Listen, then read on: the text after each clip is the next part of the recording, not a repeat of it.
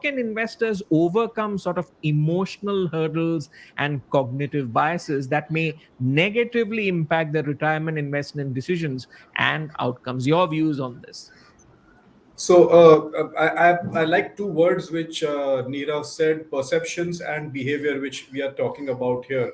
And I'll pick it up from there, because as much as we are, hooked onto this topic of retirement, and we as financial planners, keep looking at various profiles of people hitting us day in day out, and everything starts on a very hunky-dory note and very rosy note that I want to create wealth and I'll start early and I'll all the brownie points are ticked.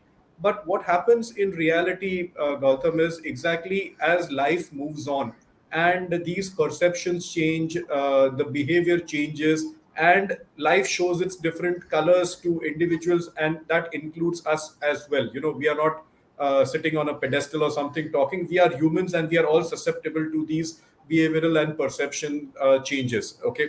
So the thing which happens here is that once you start with this very long-term goal of retirement and you allocate the right, long-term investments and products towards it, in the path there are many other goals which people come across, and primarily in Indian mindset, I think there are two goals which supersede everything, and I'm being quite blunt about it.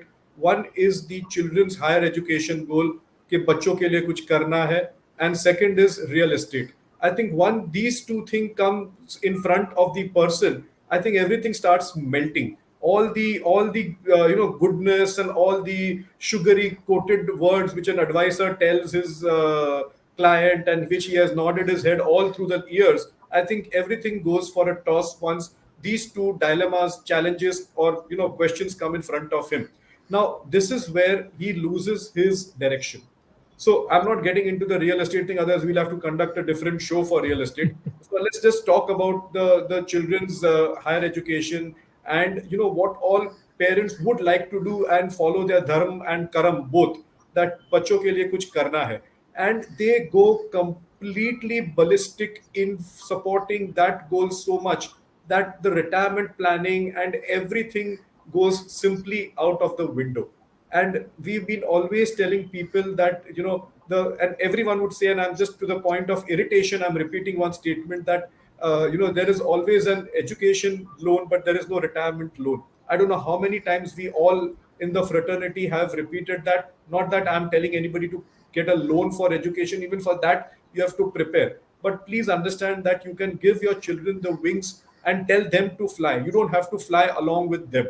And that is where people falter and they go ballistic and overboard in helping the child go abroad and all those things. If you have the wherewithal, if you have the proper planning for that also, again, if your finances have permitted you to plan for that, best of luck. Everybody does that and nothing wrong in it. I'm not against that goal at all. The point is, overlapping the goal of retirement planning with the goal of children's higher education, thereby stalling your retirement life, is, I think, a very big deterrent here. And people have to be cognitive of the fact that tomorrow this generation is changing. Not every kid would support his child. The generation is changing, and if they believe that the child is going to take care of them, I think we just have to go 2 decades back and watch the movie Bagban, and it answers it all. So I think that was a benchmark in financial planning of what not to do, and put in cast in iron by the big B himself about what mistake he made, but he got away with it in 3 hours. Others will not get away with it in 3 decades of their life if they make mistakes. That is, overcoming that phenomenon, I would say emotion, and stalling their retirement plan for the children higher education goal. So this is one thing where you need planning again. I'm not at all against children's higher education planning. I do it for everybody.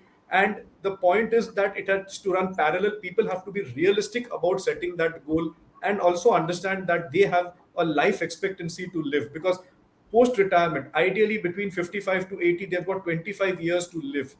And that children's higher education goal is just going to finish in the next 5 to 10 years. Hmm. So this is a big challenge, and it has to run parallel. It needs guidance. It needs a advisor to tell the truth to the client or the person who's planning, that please keep everything separate and don't mix the two things. Absolutely. You need to think holistically about goals and not make it that one goal kind of supersedes everything else and therefore distorts your financial plan. And you need to think with sense and sensibility. Nirav, I believe you have a Yeah. few points to add to that. Yeah. So because behavioral investing is very close to me, I really try to control the urge, but I want to make one very important point also. Kalpesh mentioned some fantastic thing. I would like to contribute some more, and this will probably link back to your primary question on how does one ensure that he doesn't fall prey to subjective or behavioral biases, right? How does one restrain from falling prey to behavioral biases? I feel the most to keep it short, I feel the one word answer to it would be discipline. Okay, probably the only tool against, or the only shastra that you have against behavioral biases is discipline. Discipline can cut through any number of, at least most number of behavioral and cognitive biases. And obviously it is much easier to talk about discipline than it is to practice. So there are two further enablers, or two tools that an investor can use to ensure that discipline is enforced. The number one tool, at the risk of sounding cliched, at the risk of drawing upon traditional wisdom, always remember that even the most experienced pilots still use a checklist. So please ensure that each time you invest, and each time you make an investment related decision, it could be whether to invest or to withdraw or to make a switch. There should be a set of rules that you swear by, a set of principles that you swear by, and which you will revisit constantly. But you will take decisions only basis that checklist. So that checklist is very important to push you and nudge you towards the path of discipline. The second most important tool here is automation. So in the most important facet of investing is sticking or staying the course, right? So the most underrated, and this is something that people keep talking about time and again. I'm hazarding a risk of sounding cliched again, but it is automating your investments, SIPs. It may sound very simple, very layperson. There is no outlandish gyan over here, but just automate it. You automate it, you set a fixed date, and your premium keeps sorry your SIP keeps getting debited and getting invested. So I use the word premium because whenever I talk about automation, it reminds me of how the life insurance industry achieved such glory. And why did it achieve such glory in the first place? Is because it sought for discipline very early. So very early investors in life insurance policies. Let's talk about people who invested in the 50s, 60s, 70s, and today who are receiving the payouts, will always force their children to buy an insurance policy, a ULIP or a guaranteed income plan.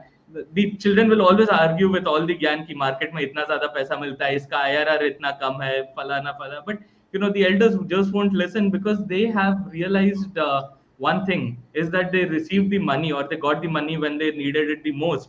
And while they mistake it to be a key feature of the product, they little do they realize that it is a key feature of the discipline that they were made to commit to. So I feel such sort of discipline, if you can bring it into the investing world, and you can automate your investments, I feel both of these things together will help you cut through any behavioral biases that you may tend to fall prey to time and again. An investor education and awareness initiative of Aditya Birla Sun Life Mutual Fund. Mutual fund investments are subject to market risks. Read all scheme